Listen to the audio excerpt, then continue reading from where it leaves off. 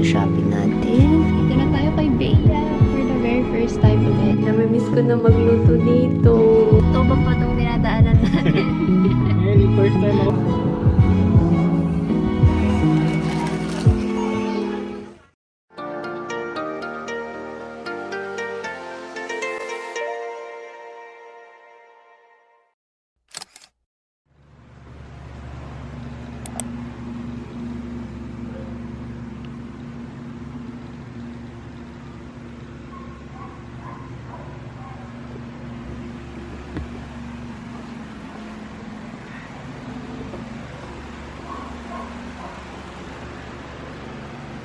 Anong ginagawa mo dyan?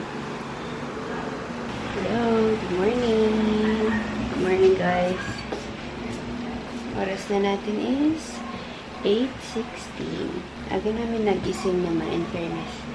Oras pa lang natin sa Dubai is 4:16. Kasi advance dito ng 4 hours. Nalap namin yung mga kape. Pero meron tayo dito isa lang nakalabas. Nandito na rin pala yung mga pinagsha-shopping natin. See? Sobrang dami. Ikita ko na yung watch, guys. Bumili ako ng relo. But anyway, i-haul natin yan. Hindi ko alam kung kailan, pero yeah, haul natin yan. Hindi ko alam kung akin lahat to or yung halo na kami na dyan.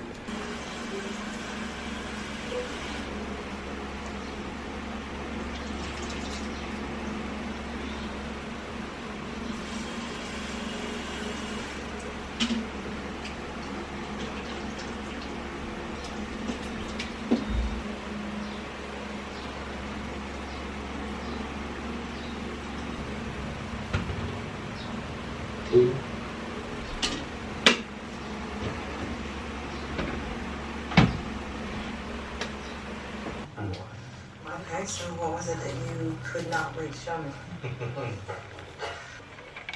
Go, keep going. To the break house. Hello, good afternoon. Oras na natin, guys, is 2:17. And nandito na tayo kay Bea for the very first time ulit. By the way, pupunta kami ng grocery. Kaming dalawa lang. Sa Edward sana sasama, kaso nasakto. Yung sa aircon darating. Daan muna kami sa bahay, guys, and then diretso tayong mall. Grocery. Aha. Driver na siya ulit. Oo. Grabe yung salamin na maliit. Ay, Marunong pang mag-drive. marunong pa. Aga niya kanina eh. Naglinis siya ng sasakyan eh. Dumi pa din, tingnan mo. And then, konting ano lang naman. Tapos, nagkabit siya ng dashcam kasi meron siyang binili sa Shopee. So, kinabitan niya kaninang maaga. So, anyway, nasabi ko ba? Punta muna tayo sa kabilang bahay kasi meron kami itadrop ng mga bagay-bagay. Kasi medyo puno yung bahay ni Kuya Sai. So, para mabawasan. Puno. Tingnan mo yung kwarto niya. Baka may ilagay. Yeah. Tsaka darating na rin siya next week. Next week. Tapos mayroon pa siya mga bisita. So, doon na muna sa kabila. Actually, ano rin naman ako. Aalis din naman ako this Friday, Saturday. Punta naman na akong Baguio. So, yung mga gamit ko muna, lalo na yung mga pampasalubong ko, doon muna sa kabila. Tapos, kunin na lang ulit natin kapag bago umalis para maayos ko siya. Siguro, doon na ako mag-ayos. So, yeah. Apply OOTD natin today. Hindi ko na napakita. Yung from Zara. And then shorts. Tapos first time ko gagamitin yung bag na Line West. Yung brown sana kanina. Kaso parang ang dami ko ilalagay. So ito na lang yung munang ginamit ko. And then, nakaano ako. Sandals. Tadaan! Okay. Ay, dala rin namin yung mga papers ng bahay. Kasi yung sticker namin dito sa village, feeling namin expired na, hindi na makilala yung sasakyan namin na taga dito. Ganda rin ng weather naman today. Sunny. Hello Lancaster na ulit. Ayun na yung mga e-bike. Ganyan sinasakyan ko dati. Since walang driver, nung wala si Ed. Alright, andito na tayo sa bahay. Tignan nyo naman yung aming Christmas tree. Andito pa rin siya. Inabutan ko na ulit siya. Ay, nako. may pinaayos kasi kami dito, kaya na-rearrange. So, itong TV stand natin, dito siya initially, nilipat muna nila. Naka-off switch ng lights on yung sa fuse box. Okay, may note sila. Yan, ito yung aming bahay dito sa mga first time lang makanood. Nilak niya na. Okay. Kamusta? Ayun, maayos na. Alam nyo, naapektuhan to nung once lumindol. Hindi ko alam kung anong buwan yun. So, yun yung pinaayos namin. Pero, yeah, nasabi naman kasi namin sa contractor namin na uwi kami. So, hinabol nilang matapos siya bago kami dumating. So, ayan, mukha na ulit siyang bago. Ay, yung lights natin gumagana pa. Kumusta naman dito sa labas? Medyo madumi. Pero mga dahon-dahon lang naman. Yung aming ref. Ay, yung aking kusina. Ay, ay, namimiss ko na magluto dito. Madumi dito, guys. Yung mga naiwan namin. Anong note? Ay, wait. Ako naglagay nito eh. Ako nagsulat nito eh. Akala ko, oo nga no, ako nga palang nag-note nito. Kasi nilinis ko tong bahay bago ako pumuntang UAE. Binilin ko sa mga kapatid ni Ed. Oo nga pala. Yung aming washing, dito yung aming laundry, guys. Ito, sobrang ganda ng washing na rin ito. Maglalabangan kami sa isang araw eh. Madumi pa to guys ha, kasi syempre wala munang nakatira. Anyway, ayan. Yung aming laundry room. Nabibis ko na talaga tong kusina na to. Meron pa kaming bar dyan. Yung ref nilipat din. Initially, andito siya. Yung mga yung mga chairs namin nasaan? Piling ko nilagay sa loob. And then, dito yung aming CR na isa.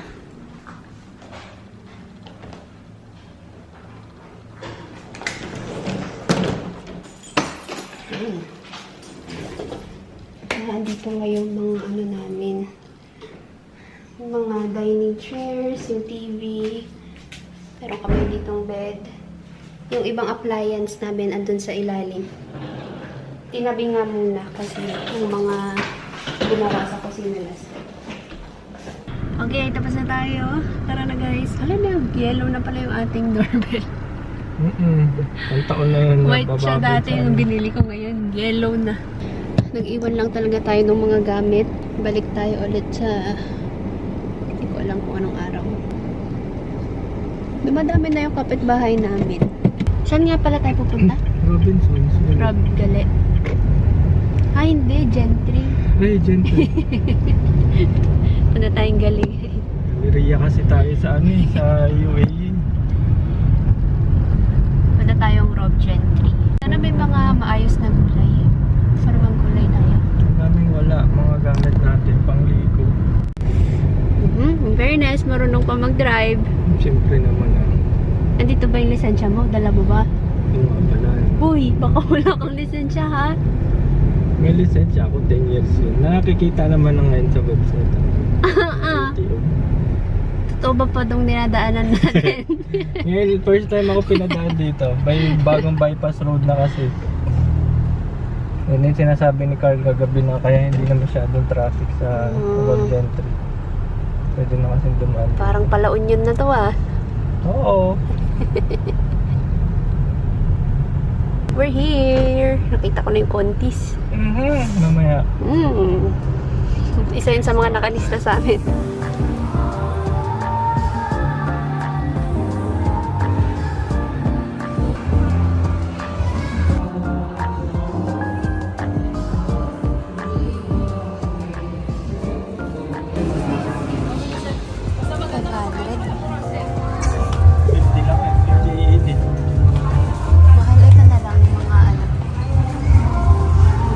Tayong kape. Ito black.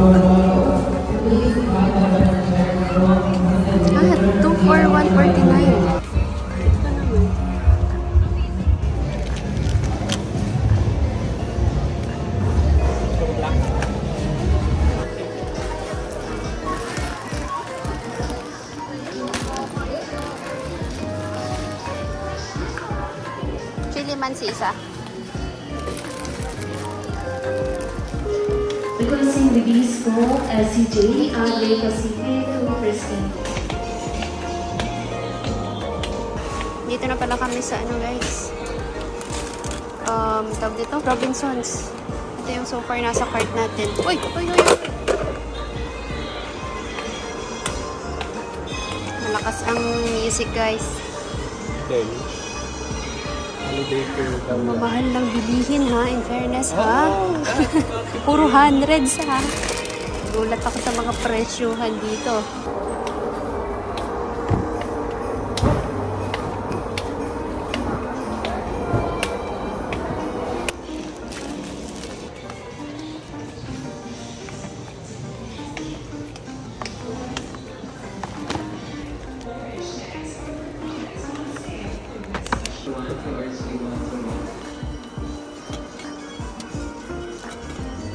Uy, bakit tig 14 na to?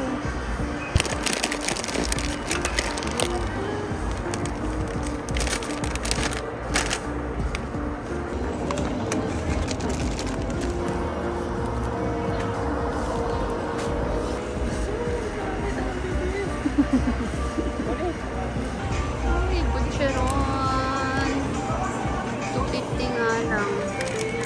Mas malaki to. 287. Go, ini. Ito?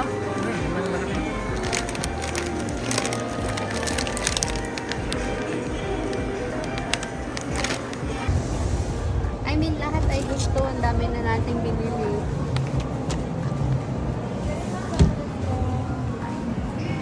Thank you po. Ingat po.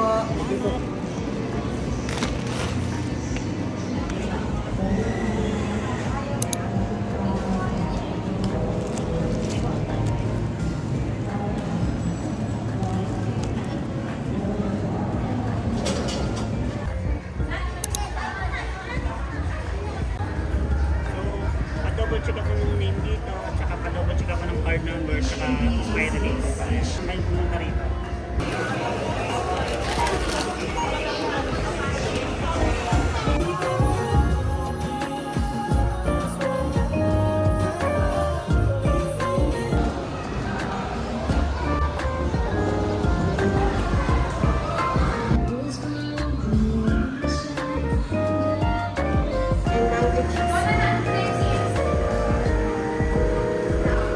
$8.45. 800 na lang sa sarap na lang tayo. Mango blanco. Ito. Akin na to. Sa'yo itong chicken.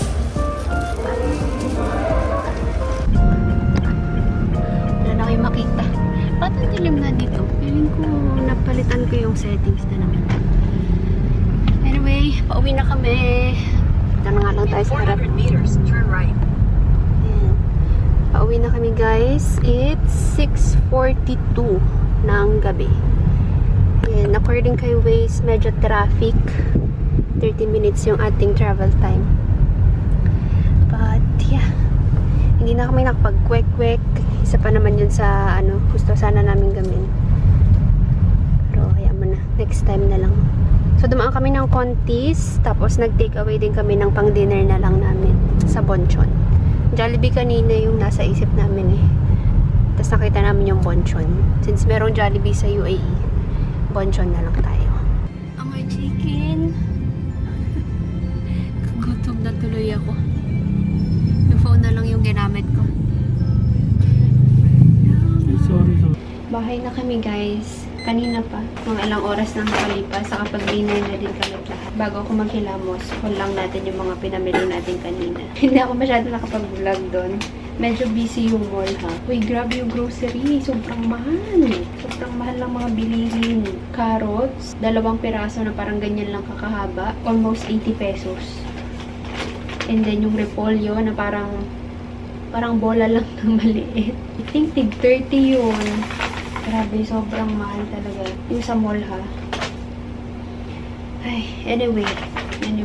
So, first na pinuntahan namin, punta kami ng pen shop. Ang nabili lang namin doon is itong kanyang pangbuhok. Yung una kong sinukat na mga capstone, akala ko part siya nung may ano kasi dun eh, may nakalagay na 2 for 149. Lahat ng klase ng cups. Parang yun yung pagkakaintindi ko. Kaya namili ako, 2 baseball cup yun, tig-isa sana kami. Tapos nung babayaran na namin, hindi pala siya part nung hindi pala yun yung tig 2 for 149. So wala, binalik ko. So ito lang yung nabili niya. Pen shop style na pomade. 2. Pumasok din kami ng bench. Kumuha lang kami ng bimpo. Tig-isa kami para kapag naghihilamos, meron kami gagamitin. So after namin ng grocery, pumunta kami ng Contis, yung bonchon, yung tinake out natin. Tapos, dumaan din kami ng Watsons. Kahit to hindi to sa Watsons, sa grocery to. Ito, Cetirizine, para sa kanya to. Right Med na mefenamic acid, Watsons ascorbic acid. Kumuha rin siya ng Lux Organics Hair Color Shampoo. Fresh Skin Lab Jeju Aloe Ice 3-in-1 Niacinamide Cooling UV Sunscreen. Fresh Skin Lab Collagen Face and Body Mist. Dami ng products doon na hindi ako familiar. Ang dami ng mga bagong labas. So, ito. Para madali lang. Mist-mist ka lang na ganyan. Ito yung kinuha ko. Meron to nung tomato. Na-try ko na yung tomato last time. Yeah, I think na-try ko na yun. From Fresh Skin Lab din. And then, meron pang isa. Color green. Siguro aloe vera yun. Kalimutan ko na. Pero ito yung kinuha ko. Yung collagen. And last is Life Strong na Hair Fix. Keratin Stronghold Hairspray. Lagi ko itong nakikita sa mga TikTok videos. Ang dami nagre-recommend nito. Maganda daw siya. Bumili kasi ako ng pang-curl ng hair. Sakto, gagamitin ko yun sa kasal. So, since ito yung nire-recommend sa mga videos na maganda daw, ito yung kinuha ko. Sana maganda talaga siya. That's it, pansit. Yung mga napamili ko sa Shopee and Lazada na naipon, yung iba kasi dinala namin sa kabila. So, baka doon ko na lang siya ipon.